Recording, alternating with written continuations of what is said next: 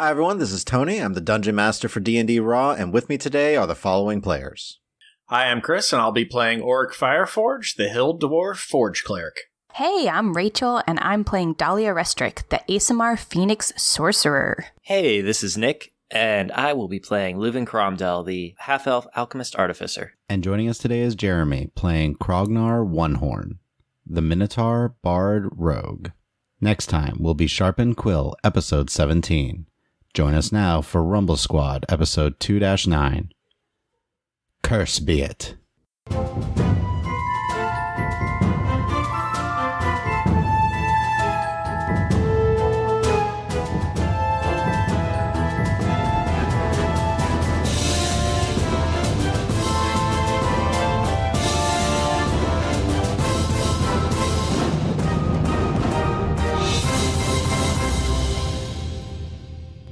Last time, Rumble Squad met a new friend, a Minotaur by the name of Krognar On-Horn, who requested their aid on a job he had been given, to look into a series of missing persons and mistaken identities in the Undercity of Vunrihm. After setting up meetings with the Merchants Guild as compensation for the job, the party went to speak with one of the first individuals to claim their loved one was gone. So, you guys are headed to see Taruk Minearm. He was the first one to comment that his wife wasn't who, she claimed to be. However, Krognar, you wouldn't be aware that most of the people, when you've talked to them about Taruk, are just like, don't quite believe him. She might have left him also because he was getting a little too heavy into the ale and was just like, you gotta work, you lazy bum. But it's not fully clear. And then his wife has kind of just like up and left and then it disappeared. Not disappeared, but just like left him. And he's been a bit bummed ever since. Okay. So, but you do know where he lives, as you talked to him once before, and you head down towards the Undercity. So the bright skies above are covered by the various cavern walls as you descend below into the old city of Vunrihm, the original capital of the Thessan Kingdom before the Cataclysm. You descend deeper and then arrive at this massive underground complex that feels almost like a ghost town. So all unsettling nature to it, where the upper surface was still busy and thriving. Down here there are people, but it's scattered, echoing footfalls off the cavernous walls and down the city streets. The buildings are kind of frozen in time from 150 years ago. No real heavy construction or reconstruction on the area. Everything's kind of just been left standing here. Nothing's crumbled, the sign of course, excellent dwarven architecture. Of course. Everything's very sturdy, but seems just not taken care of. You're all going to hear Krognar say, pineapple. And once he says pineapple, his very dapper, filigree Three Musketeers outfit turns into more of a dark brown adventuring studded armor, pants, the high boots. The tricorn is gone.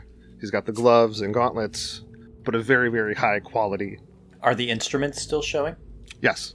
Yep. Everything else, it's just the clothes changed. Everything else is... So all the colors have now turned into the dark brown and darker earth tones. I would 100% kind of like look up, like come up next to me. All right, that's a cool trick. You gotta tell me how you did that. What is that? Is that like... And I'll show my sleeve and be like, these? Robes of mending. They mend themselves. It's pretty cool. But that's a cool trick. Nice. No, this is... He just pounds his chest. No, I have a special word, which is, a certain fruit. And when I say it, this turns into whatever it is that I wish it to appear as. It comes in very handy during performances where I can provide a different costume and outfit for every character that I portray. How often can you use it? As many times as I can say the key word. So I can say it really fast. You want to see? Yes. Is that a real question? Say, pineapple, pineapple, pineapple, pineapple, pineapple. Poof, poof, poof, poof, poof. I don't even know. I can't even do that many different costumes. But yeah, it's like 6 different costumes. One of them's like even like a dress. One of them's more like the farm worker. One of them is like a constable. Another one is more of like the town guard, like breastplate. And then he goes back to his regular or not regular, but into his studded leather, dark tones, adventuring type garb. You did your research on those costumes. That farm one, pretty accurate.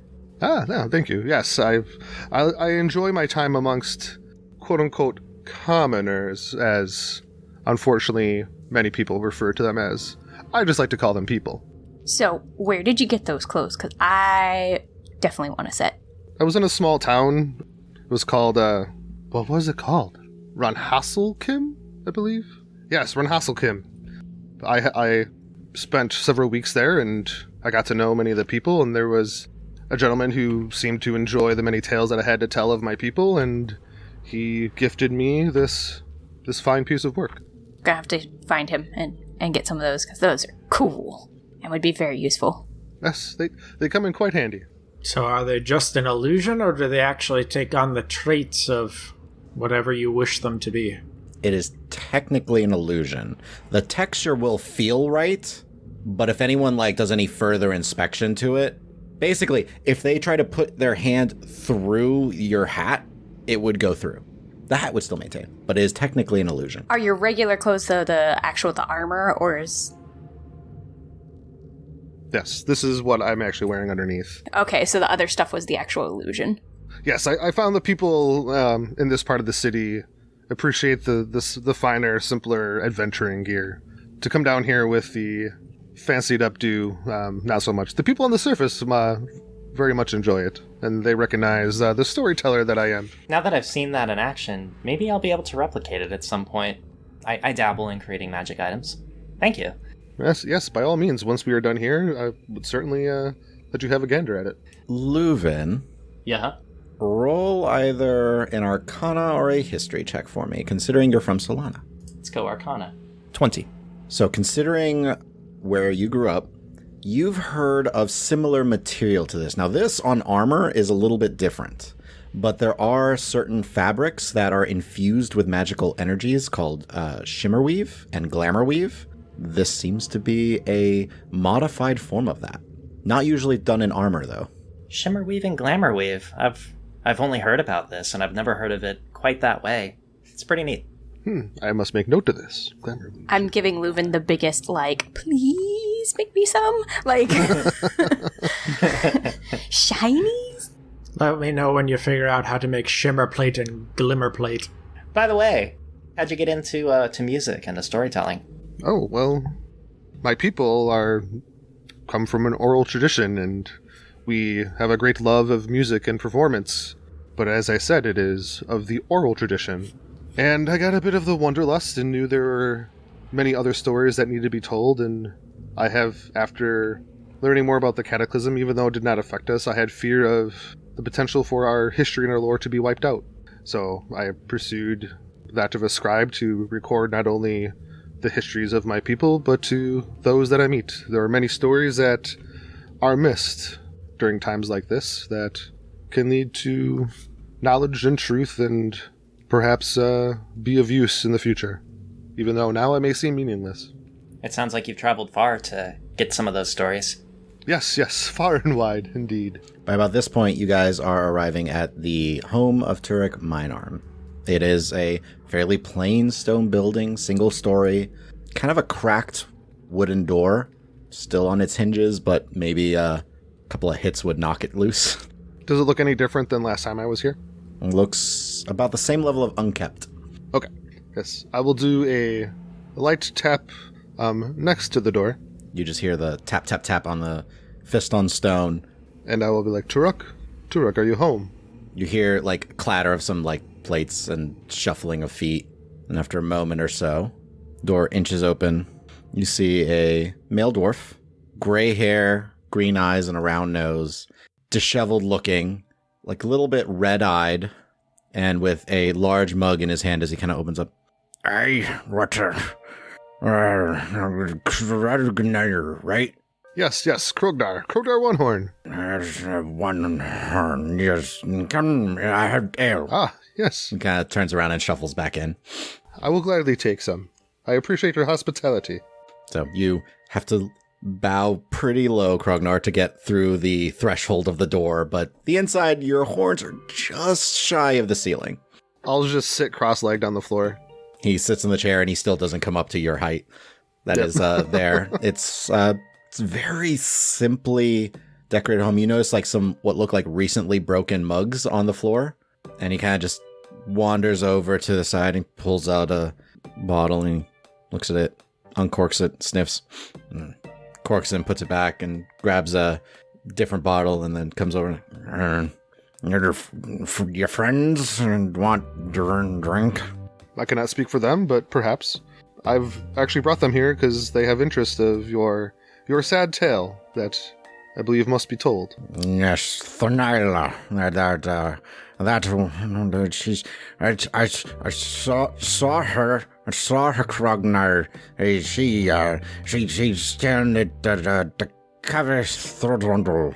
Kind of like pauses as he pours like he holds a mug out to you, Krognar, and then just starts to like hand another mug to whoever else is by the door. I'm just gonna hold up a hand like, no, thank you. I'll take the mug. Dwarven ale, but cheap dwarven ale. It's basically the Milwaukee's best of beer. I'll take the mug and take a few sips. And then he sits down into the chair, and by sits, I mean he kind of like falls back into it. I saw snail about the caviar and rolls. She's there, Krognar. She come back home, but it's not her. No, it's not her. It's not Thanaela. Thanaela is good dwarven woman, strong dwarf woman. That's not Thanaela. He just kind of stares like at the floor. Yeah, I've heard this story before. I'm just gonna kind of look at the others and be like, I'm not sure what to ask at this point. It's so sad. I saw her, Krognar. It's just last night. She's there at the Cavern Road, the Clubbenstein. It's old tavern. I should go. I should go get her. And he starts to like get up. No. Like Turk, you are in no condition. Please sit, rest. I will go find her. Clubbenstein. Clubbenstein, old tavern. She's there last night. She goes in Clubbenstein, but I look and she's not there. But she was there. I saw her, and I should go look for her. And he kind of like flops back into the chair. Did you get to talk to her when you saw her? No, I see her in Caviran Rule. Caviran Rule, bad place. Curse be it, it's a bad place. Curse be it. Yes, curse be it. Yeah, and he picks his mug up. Auric, you are aware that is a common saying in Vunrihm. Just curse be it. And he just like kind of flops back down. You talk to Thanaela. Find the real Thanaela. You do that for me, Krognar? Of course, my friend. Again, what did she look like the last time you saw her? Beautiful woman. So pretty. She's got the long black hair. Is messy, but green eyes, pretty green eyes. Prettier than my green eyes. She wears better clothes than me, but I don't have good clothes much anymore because I just spend the ale. And he starts to chug more of his ale. She's a good cook. She works for taverns and good cook. Aye, curse be it. Yes, curse be it. Yeah, I think good Tarok, sir, you should stay here. We'll go try to find her and figure out what's happening. The Clubbenstein. Yes, Clubbenstein. I should go find her. Nope, you should stay. With that, I'm going to cast Suggestion on him to suggest that he stays here and doesn't go anywhere and goes to bed. Let's just stay here, go to bed. Let's stay discussing. Okay, we should go. He just falls straight to sleep in the chair. That's fine. He won't be in our way, at least. Huh. Didn't know you could do that one. I didn't think we were going to get much more information. I'm sorry. I'm sorry. The Clubbenstein is new information for you, though, Krognar. Is this an older establishment, or is this new since I've been away? It's abandoned. It's an abandoned tavern. The area around the Kavir Unroll, which actually, who speaks Dwarvish? I do. The dwarf speaks Dwarvish. I also speak Dwarvish. Yeah, I speak Dwarvish as well. So everyone speaks Dwarvish. So Kavir Unroll actually means in Dwarvish Deathstone, which is the specific spot where the portal opened, but it seems like it's caused this general effect in the district of that area, which was the old marketplace for the Undercity, of just like unease and just wrongness. So all the shops and all the inns and all the taverns there have kind of been abandoned.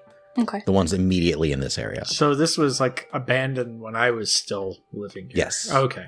Which, Krognar, you would have probably taken some time to search like the area, but it's an entire district. So it's not easy to look through. And I can only take so much of the dirty feeling. Yeah. It don't feel good. Wow. I do have a quick question. Just looking around the place, is there any small personal item that looks like it might be hers? Because you said she was a cook and she dressed nice and stuff, like an article of clothing or something. If you actually look by the kitchen towards the back end of the home, you can find a fairly nice knife for the area. Okay, I am gonna just kind of walk over and just pick it up and look to the group. I'm thinking if we take something personal, maybe we could use it to test the fake her? How would we use it to test her? I don't know. It's just an idea. Tony, does the knife have a sheath? Yep. It's a very nice chef's knife. I think that would work as long as, it's sheathed when we try this. Don't want any misunderstandings. Yeah, no, I'm not gonna like brandish it and try to stab her with it or, anything like that. I'm just saying we could use it, like, we could even just say like I could pull it out and just be in casual conversation and see if it sparks recognition. I'm not saying, use it on her. Yeah, that's a good first step. If there is no recognition, we should check the ears. Why would we check the ears? Yeah, so the writings of Daryl Mavis, I'm sure you've heard of him, talk about something similar that happened a long time ago, like century and a half or something. Something about brains taking over people through the ears. They have legs. It's nasty stuff. Okay, I'm gonna definitely hold on to this knife. I don't have any intention of looking to all of you of stealing it. I will bring it back. I'm just using it for investigation purposes. In case any of you are thinking I'm stealing her chef knife. Yeah, and I'll just kind of slide it, in my bag for later. So, what's the plan? You guys heading towards the Klubbenstein? I still think we should go to the Acolyte. What's closer? The Klubbenstein. How much closer is it significantly out of our way to go to the Acolyte? You would either have to go around the entire district that is the Kavir Unroll, or go through it. Okay. I want to get all the information we can, but I know time might be a thing too. If we know where to find one of the missing people, or people who went missing but then acted weird, we should act on it quickly, I think. So you think going straight there to Klubbenstein? Yeah, then go see the Acolyte if time permits. Oric, any thoughts? Strong thoughts, one way or the other? Klebenstein is on the way. Might as well make the best use of time. Walkie the walkie. Yes, I believe. Again, I was hoping for more information, but I believe it is good to stop by just to get a baseline, and perhaps once we get to the discover what happened to the Acolyte, maybe something we find at the Klubbenstein may assist there. It's on the way, so. Before we leave, Oric, do you have any way to, and I want to just point to like the collection of bottles that are still full, maybe make them less potent to save him from himself? I don't have anything prepared. Yeah, I was gonna say the only other option I could do is line up empty bottles and shape water and dilute them all down. You can dilute them. That's easy enough. Which I could probably do pretty quickly because the shape water and stuff. Yeah, if you guys want to dilute the ale, that is perfectly feasible within just a couple of minutes. Yeah, we'll do that. Okay. How long is he going to be out for? Oh, he's gonna be out for a while. He is sleeping. You told him go to sleep. I told him to go to sleep. So, like 8 hours. Okay. And while they're doing that, I'm going to mend his clothes. Take a point of inspiration. Nice. Aww. So, you guys start to head towards the Kavir Unroll. And as you approach the area of the city where the permanent portal to the Shadowfell had formed, you feel this sense of coldness this sense of uncleanness. Can everybody roll a d20 for me? Rolled a 19. I got a 3. Nat 20. 13. Auric, this place is wrong. It's messing with you. And even you feel kind of a little more uncertain, unfocused. You kind of shake your head, but your connection to your divine powers feels weaker. Didn't like this place as a kid, and I still don't like it. The rest of you just get that sense of unclean, wrongness, coldness. But beyond that, nothing additional. Does it feel exactly like Neverhelm felt? Feels very different. Okay. Different kind of energy here than the one in Neverhelm. So since Krognar or Auric, you guys can do an investigation check to find the Kleinhans, if you would like. I will do an investigation. 25. I am not going to get even close to that. I got a 14. So, Auric, you're looking around and you can't seem to find anything. This place feels unfamiliar, but you lived here for 20 years. It just doesn't feel right. Krognar, however, you recall a lot of the paths that you took, and you start to weave through some of the buildings, till eventually you find, kind of tucked between two buildings at a corner of a street, a very rundown, very broken-looking tavern, and this sign that's kind of like hanging off of it, that is the Ub and Stunt. Yeah, the moment that I see it, I'll stop and be like, there is the Kleinhans, I believe. How far away are we at this point? It's within last sight. It's like 30, 40 feet from it. Okay. You see a few people kind of like walking quickly through, just like, and has a sense of like, no, don't like being here. Are there lights on? Looks dark. Abandoned, like most. Especially in this area. Okay. Does the structure seem fully intact? Yeah. Stands the test of time. I'm gonna look around. Nobody's really moving, and I will just stride forward. All right. You head right up to the door. I'm close behind. Okay. I'm gonna, without too much force, just kind of test the door. Scrape the ground a little bit. You notice the top hinge is kind of loose, so it's slightly off, but you're able to push it open easily enough. How dark is it? There's no light in here, so do you have dark vision? There's a little flame behind you, like going on and off, basically, as I'm playing with my fire. All right. Do I see anything handy nearby as far as piece of wood, something about the size of a torch, like an old handle from a chair or anything like that, or just an old torch? Yeah, you see like a chair leg just on the inside that's been broken from like a table that was set by the door. I'm going to grab that and cast a light. So light fills this chamber as you see an abandoned tavern. Some of the stone tables here are just covered in dust. There's a few wooden chairs that are cracked, some from mold, some that may have been broken in a bar fight and just never put back together. Simple actual bar towards the back end of the room with a stairway heading up, but the upper part of the stairs have kind of collapsed. And it seems like the second story is inaccessible. And then there's a door behind the bar, a stone door that is kind of like shifted, like it's not quite in its proper place. As the room comes into fuller view, I also pull out my lantern of revealing and light that and start heading toward the stone door. Okay. I was going to say, can I make either a investigation or survival check to see if I see signs of anyone being here recently? So if you want to look for any sort of tracks, make a survival check. I'll help. All right. As I see you doing that, I do survey that you're doing that, and I kind of, oh, hey, what about that over there? Flash of genius reaction. That is a +4 to your roll. So it is a 23 total. So looking through, you see a lot of very old footprints, mostly faded from the dust, but there is a fresh set. It seems like they were trying to be careful.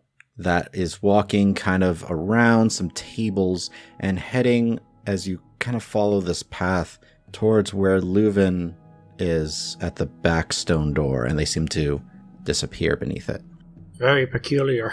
As you and Krognar are kind of like surveying this, with Leuven pointing out, oh, wait, I thought I saw something under that table. Hey, there's sets of footprints. There's only one pair that's fresh. Everything else hasn't been here in a while. Is the door like ajar, or is it... It's like out. So it's seems to be off its hinge. It kind of like looks pressed against the frame. It looks like a broken door. Like it might not swing properly. Can I check to see if perhaps this was or is it obvious that this was was this designed as a hidden door, or is it pretty much... The door is pretty out in the open, but go ahead and roll an investigation check. Yeah, I want to use eye for detail. Basically, check to uncover or decipher clues as to how this came ajar. 27. Okay, so Krognar, as you're studying this, it definitely seems like if you were trying to push on this door, it would scrape the walls.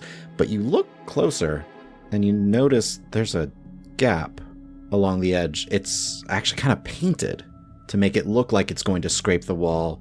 And the actual hinge wasn't broken from time, but shifted intentionally. Check the handle, and it's locked, not jammed. It is a well done job, but someone is intentionally making it look like this door is jammed in its frame, but it's very clearly not. And I will relay what I discovered about the door. That's most suspicious. Yeah, that it is. Can I listen for any activity on the other side of the door? Make a perception check. 11. You hear and turn around and see Dahlia still lighting and igniting and turning off the little torch she has in her hand. As I'm just looking around the room. Perhaps we should try and open the door, but stealthfully.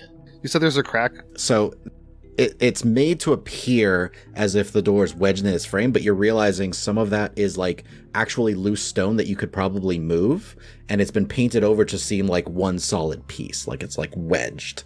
But the door is locked. You realize, like, as you kind of check it, the door is locked, not wedged. And that's what makes it give it kind of this sense of it's jammed. Leuven, do you think you might be able to do something about it? I could attempt to pick it, but we should also check it for traps first, remembering the last abandoned structure we visited. You may check again, but I looked at very, very fine details, and I did not detect any sort of traps. But if it were to move, it may perhaps ruin our intent to be stealthy. Seems like there's no choice unless there's a way around. Can you not pull the stone out first? Just, like... To do it quietly? You would have to open the door and move the stone at the same time. There's 4 of us. Oh yeah, you can do it. I'm just saying that is how that would work. I'm tall enough. I'll work on the door. You all handle that part, please. And I start to try to pick the lock. I will give you some guidance. Go ahead and roll your Thieves' Tools check. And I will give some bardic inspiration. So 2 d4s? No, a d6. Okay. I'll start with the d4 and the roll, and I'll see if how long do I have to use it once granted? 10 minutes. My total is 28. Leuven gets his tools, puts them in the lock. Feels like he took no time. He just puts them in and start to shift it, and stone. Krognar, you being there, just catch it before it falls. I look over my shoulder as I'm hunched down, give you the cheesy thumb up with a grin. You are amazing. Back at ya. As the door is opening, I have my lantern in front of me to reveal anything if there's anything invisible. So you guys enter into the back room. Are we trying to move quietly? Yes, I suppose I am. Yeah, relatively. Yeah. All right. Stealth checks. 22. 11. Total of 10. 20. You know who you are. The little torch, makeshift torch, keeps getting lit and unlit. It's like flicking a lighter. Mm-hmm. Auric is moving Ka-chunk, ka-chunk, ka-chunk. as Leuven and Krognar both just seem to slip in to the passage. It's very nimble for a Minotaur. Oh yeah, it's very non-traditional Minotaur. I will pause, and once you realize kind of how loud people are, because we can pick that up just with passive. Yeah, it takes you like, a round or so as you kind of... Yeah, I'm going to pause and look at everyone, be like, perhaps Leuven and I shall go a little bit ahead to make sure everything is clear. Very well. Yeah, I'm still kind of new to the stealth thing, but I'm not terrible at it. I'll take the lead.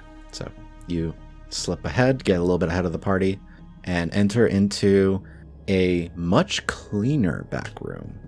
You notice several tables kind of on the sides and towards the back with papers as well as some parchment kind of pinned up against the walls with various scrawled writings and all sorts of just information scattered all about. And it looks like this place has been maintained. This is all recent. I'm going to move over towards some of the writing that's been scrawled, ideally looking for something that might have been very recently written, if there's any wet ink or ink that is out, not bottled or not stoppered. Make an investigation check. Okay. Krognar, what are you up to? Basically looking at the scrawlings to see if I can decipher what it is they are attempting to do. Roll an investigation check as well. Can I use my eye for detail on this as well? Decipher clues, yes. You can. 26. I look really hard using my flash of genius, 17. Just have a moment of just like, it doesn't make sense. And then there's like, no, focus on this one. Between the two of you, as you search the room, you realize that seems like it's encoded a bit. Leuven, the one thing you pick up out of all of this is they seem to be referring to the comings and goings of people like they're tracking people. Krognar, there's thieves' cant hidden here. I thought that was a sign language. I didn't know it was a written language as well. You use a lot of words to say very little, but the little is the hidden message. Yep, it's the words between the words. So what you're able to pick up is not only is this the comings and goings of various people, but as you kind of read through the documents, look up at what looks like a rough sketch of the map of the Undercity, kind of put together that whoever is doing this is tracking various people, and you notice some disturbing information. There is comments of finding a suitable power source, as well as just what looks like decades of various attempts to find this power source. Death not being the best use, at one point there's listings of various things that you've heard in the city of the cursed events since the time of the cataclysm, such as a terrible cave-in that happened, a blight that happened, and documentation of the effects of said events, and seeing if these are reliable sources. But there's a recent one that comments on fear seems to be a power source that is useful in this case. Fear seems to be able to power their device, and with enough fear from people, they could reopen the portal. There's a name you get from it too that doesn't seem to is not a dwarven name and just kind of throws you off, but the name is, what you get from this is, in the great service of Erebus, we shall find a way to bring our brothers through. I think we're in trouble. Are we down there yet? No, we're waiting. You guys were kind of waiting initially to allow them to. You're not far. Like you're within earshot of them. I'm pretty much mumbling to myself for like, insert cussing. We are in severe trouble. I think I hear that, and I kind of walk over with some of my notes in hand. I think I agree. It's creepy tracking of people. What'd you find? It is more than mere tracking of people. They've been going at this for decades. They reference a source of power, and they have come to believe that fear is the best source of power to power a device that reopen the portal and bring the return of Erebus and their brothers and sisters. Erebus? Yes. Tony, could I? Right. Can I do history or religion or... What is your modifier to history or religion? +7. +5 to history. Okay. What about religion? +4. Mine's +3. Go ahead and roll history. Both of us? Yes. I had a 12. 15? You've never heard of Erebus. Probably after a few minutes, I would try to message Leuven and be like, everything okay? Do you need backup? It's creepy in here, but it's safe if you want to come in. Okay. Should we sneak? Nah. I mean, don't yell, but... Pat, Oric on the shore. We're good to move ahead. Just don't be, too clingy. I'll do my best. Clonk, clonk, clonk, clonk. Ka-chunk, ka-chunk, ka-chunk, ka-chunk. Do you guys share the information you found? Yes. So, as you're saying, Auric, Krognar's mentioning of the Blight and the fact that whoever this was helped to cause it, you recall how your grandfather died. Yep, that was what caused us to leave. As this is all happening, by the way, the table at the far end of the room moves with the wall at the back end of the room and starts to shift open. And stepping through, you see a medium-build figure, kind of dwarven-esque clothing, hunched, but sunken cheeks, shallow eyes, and slight pointed ears, long, unnatural fingers that starts to step in the room and notice all of you. As you all see something you've only ever heard about, as a Darakul steps out, looks at you, reaches beneath his shirt, and pulls out a stone, calling out, "We've been compromised! Deal with the prisoners quickly! I will eliminate the threat!" And that is where we're going to leave this episode for today. Thank you all for listening. Please share this with your friends and follow us on Twitter at RulesAsWritten, or check out our website, dndraw.com, and feel free to email any questions to our wonderful DM Tony at dm@dndraw.com. Also subscribe and leave us a review or comment anywhere podcasts are found, and please check out our Patreon at patreon.com/dndraw. Thanks, and see you all next time.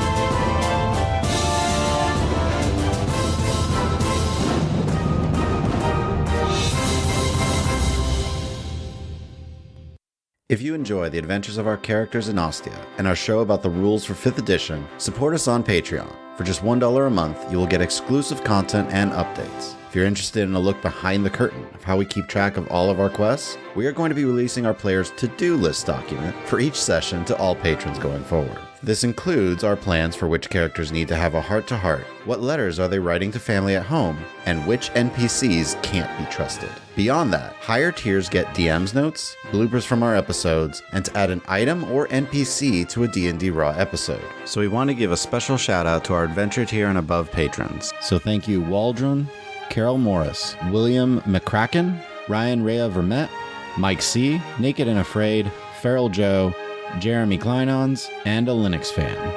We are especially grateful to our producer tier patrons who listen to our audio before anyone else to give feedback and shape the final episode. We want to give a special thanks to Christopher Reinhardt for serving as a producer on this episode. Support us on Patreon at patreon.com/dndraw.